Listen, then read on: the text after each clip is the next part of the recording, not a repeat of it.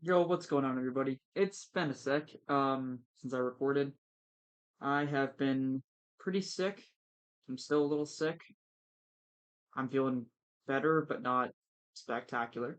I'm here to review Bad Batch Season 3 episodes, I think it's 6 and 7 now. We're already almost at the halfway point, which is pretty crazy. Infiltration and Extraction.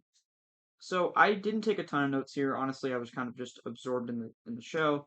And then honestly, like again, I've had other things in my mind, so this isn't going to be a very concise review, or will be a concise review, and I apologize.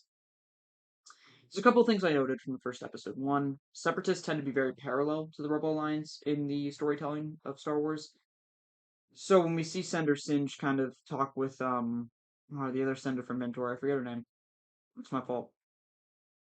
You start to see like the beginnings of what could potentially become the Rebel Alliance later on down the road, which I think is very, very interesting because that concept is something that we haven't seen before.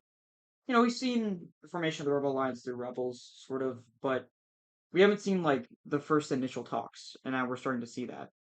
Obviously, we know that Separatists were a part of the Rebel Alliance. It makes sense for their ideology to have been a part of the Rebel Alliance. Um, Teth is back. It's kind of like a secret rebel base or clone base, sorry, and they're on the monastery. There is like this operative guy going around, which I personally believe is probably Tech. Um, it just makes sense. It's kind of a cop out. It's true, but I definitely think it is more than likely Tech, just because I feel like writing wise, that's just where we're kind of at. Um, he's very like secretive, but it could also just be a random guy. They've been known to do that before, like Marek from Ahsoka. I don't know if that's how you pronounce it, but Omega gets a really cool energy crossbow from Echo, which is just like an interesting weapon. It's sort of similar, not really. I was gonna say it's sort of similar to Ezra's weapons. It's not really. It's just what reminded me of it. I don't know. Um, Crosshair at this point has earned the trust of the Bad Batch, for better or for worse. I think Hunter is still kind of pissed off at him, but I think for the most part everyone's kind of like Team Crosshair now. The Regs that they end up teaming up with, because they go with Rex to I'm not sure why.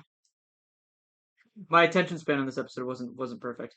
But they're with Rex, and he's with other clone operatives, or not clone operatives, clone commanders, clone troopers in general, and they don't really trust Crosshair because, like, why would you?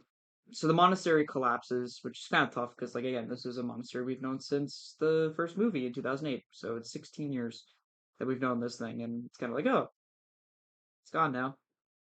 And Wolf is actually leading this team that's trying to capture Omega. So Wolf hasn't been woken up to what's going on yet, but he's obviously clearly not incompetent. Like he understands what's happening.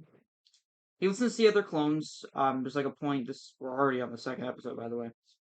He kind of talks to them in a way that's like stand down. Like we'll give you a fair trial. Stand down. Don't. I'm a soldier of the Empire. This is what I am. And Rex is sort of like, listen, you have no idea what's happening. The Empire's not good. You know this. And Wolf doesn't join them. His group of clones doesn't join, but he realizes that Rex could be right. Obviously, I believe, Rex didn't outrank Wolf, but for sure, Rex was very well respected from the clone community. I think Cody was with him too, so it's like, people of my rank or just slightly lower are leading this cause.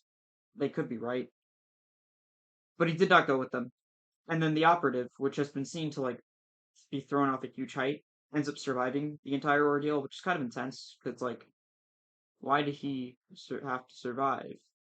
Why couldn't there be another clone operative? Which makes you think that's definitely Tech, but we'll see.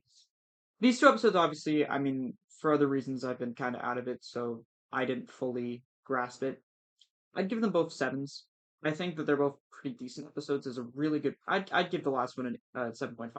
There's a really good moment when they're talking in Extraction, but obviously this is firmly on me. I just kind of wasn't in the mood, but I wanted to review it. It happens. Um, If you guys enjoyed the review, make sure to leave a like, comment down below, and subscribe. And I promise that I should be better next week or later on this week. I'll get better. I'll figure it out. Um, I just wanted to make this that way. It wasn't like, he forgot about the Bad Batch. He's never going to do it again. You know, I wanted to make sure that I got out the content because I know that you guys appreciate it.